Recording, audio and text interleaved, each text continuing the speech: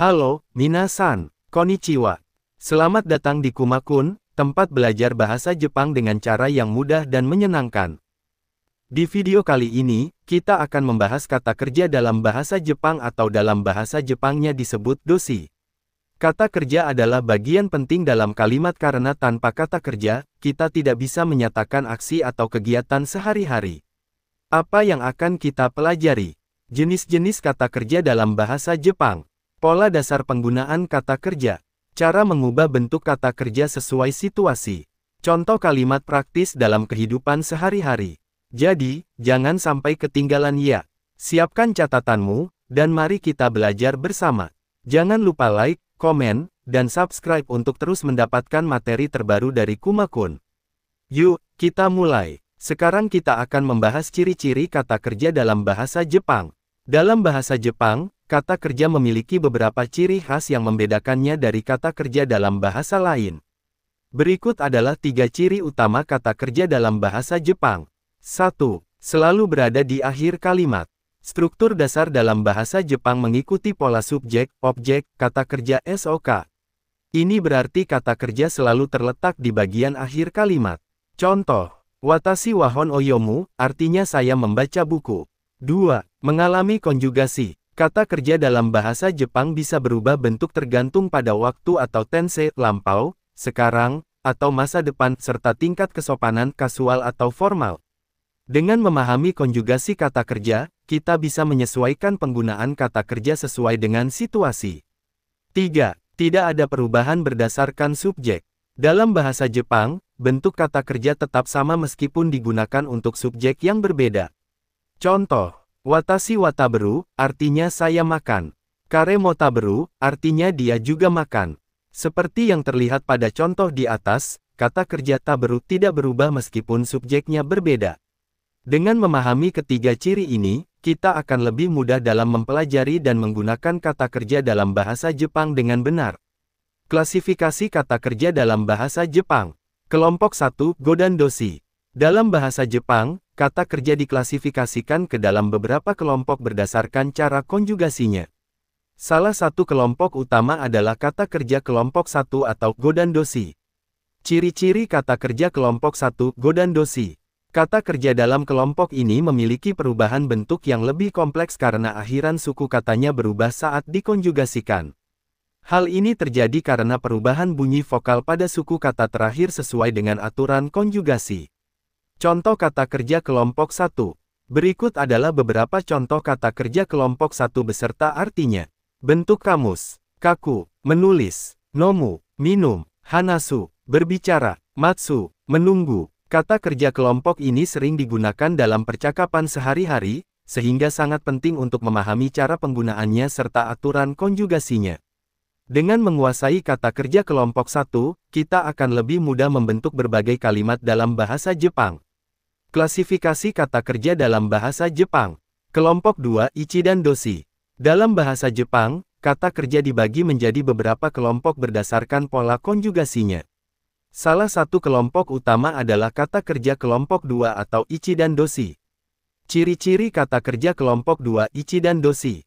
Kata kerja dalam kelompok ini lebih mudah dikonjugasikan karena hanya mengganti akhiran ru dalam bentuk kamusnya. Tidak seperti kelompok 1 yang memiliki banyak variasi perubahan suku kata, kata kerja ichi dan hanya mengalami perubahan sederhana saat dikonjugasikan. Contoh kata kerja kelompok 2. Berikut adalah beberapa contoh kata kerja kelompok 2 beserta artinya.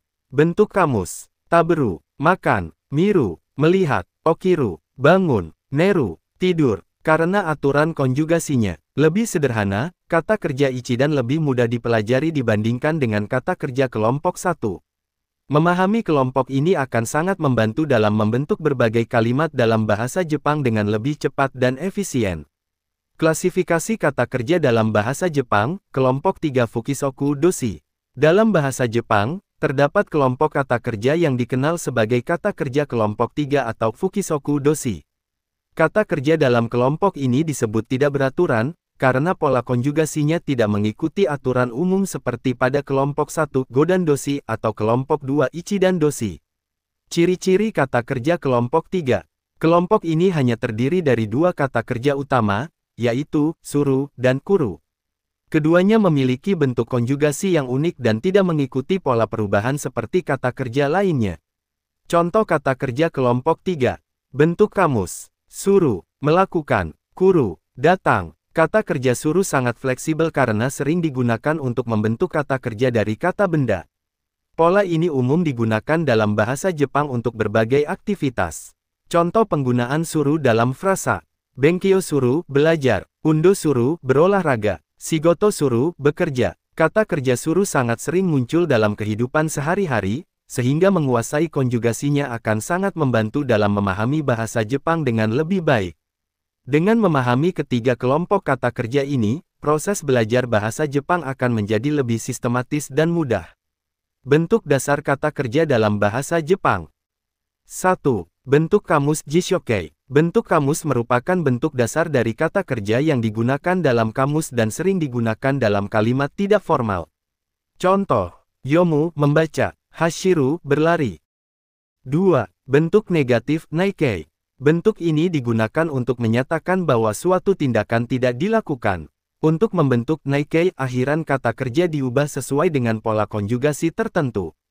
Contoh, Yomanai tidak membaca, Tabenai tidak makan. Pemahaman mengenai kedua bentuk ini sangat penting dalam mempelajari konjugasi kata kerja dalam bahasa Jepang, terutama saat ingin membentuk kalimat negatif atau berbicara dalam bahasa Jepang secara lebih alami. 3. Bentuk lampau Takei. Bentuk takei digunakan untuk menyatakan bahwa suatu tindakan sudah terjadi di masa lalu. Contoh, Yonda sudah membaca, Tabeta sudah makan. Dengan memahami bentuk ini, kita bisa berbicara tentang peristiwa yang telah selesai dengan lebih jelas. 4. Bentuk masu, maskei. Bentuk maskei digunakan dalam percakapan formal, seperti berbicara dengan orang yang lebih tua, atasan, atau dalam situasi resmi. Contoh, Yomimas membaca formal, Tabemas makan formal. Penggunaan bentuk mas sangat penting dalam komunikasi sehari-hari, terutama dalam lingkungan kerja atau saat berbicara dengan orang yang dihormati. Pola kalimat dengan kata kerja. Dalam bahasa Jepang, pola kalimat dengan kata kerja memiliki aturan khusus yang perlu diperhatikan. Pada bagian ini, kita akan membahas pola kalimat positif, yaitu ketika seseorang melakukan suatu tindakan terhadap objek tertentu. 1. Pola kalimat positif A melakukan B. Pola dasar dalam kalimat positif menggunakan struktur berikut. Subjek wa objek O kata kerja. A wa B O V. Pola ini menunjukkan bahwa subjek melakukan suatu tindakan terhadap objek. Contoh, Kare wa hon o yomu. Dia membaca buku. Watashi wa eiga o miru. Saya menonton film. Dengan memahami pola ini, kita dapat membuat berbagai kalimat yang menggambarkan aktivitas sehari-hari dengan jelas dan tepat. Selain pola kalimat positif, dalam bahasa Jepang kita juga dapat menyatakan bahwa seseorang tidak melakukan suatu tindakan terhadap objek tertentu. Untuk menyusun kalimat seperti ini, kita menggunakan pola kalimat negatif. 2. Pola kalimat negatif A tidak melakukan B. Struktur dasar pola negatif adalah subjek wa objek O kata kerja bentuk negatif. Dalam pola ini, kata kerja dalam bentuk kamus harus diubah ke bentuk negatif Naikei. Contoh, Kare wa hon o yomanai. Dia tidak membaca buku. Watashi wa eiga o minai. Saya tidak menonton film. Dengan memahami pola ini, kita dapat dengan mudah menyatakan bahwa suatu tindakan tidak dilakukan dalam bahasa Jepang. Dalam bahasa Jepang, untuk menanyakan apakah seseorang melakukan suatu tindakan, kita dapat menggunakan pola kalimat tanya dengan menambahkan partikel K di akhir kalimat. 3. Pola kalimat tanya apakah A melakukan B. Struktur dasar pola ini adalah subjek wa objek O kata kerja K. Kalimat ini digunakan untuk mengajukan pertanyaan yang membutuhkan jawaban ya atau tidak. Contoh, Anata wa kohi o nomimasu ka? Apakah kamu minum kopi? Hai, nomimasu. Ya, saya minum. Nomimasen. Tidak, saya tidak minum. Dengan memahami pola ini, kita bisa dengan mudah membuat pertanyaan dalam bahasa Jepang untuk menanyakan suatu kebiasaan atau tindakan. Kesimpulan tentang kata kerja dalam bahasa Jepang. Dalam bahasa Jepang, kata kerja memiliki peran penting dalam membentuk struktur kalimat. Kata kerja dikategorikan menjadi 3 jenis utama, yaitu Go dan kelompok 1 kata kerja yang mengalami perubahan akhiran sesuai dengan pola konjugasi tertentu. Ichi dan kelompok 2 kata kerja dengan pola perubahan yang lebih sederhana. Irregular kelompok 3 kata kerja yang memiliki bentuk tidak beraturan, seperti suru, melakukan, dan kuru, datang.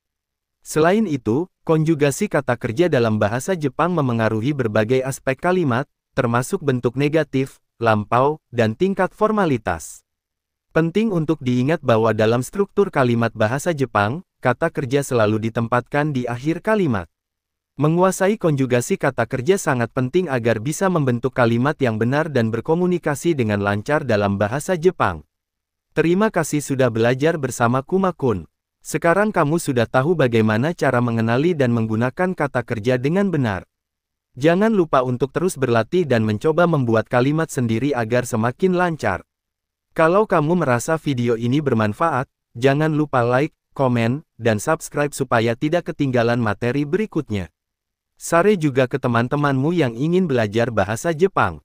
Sampai jumpa di bab selanjutnya.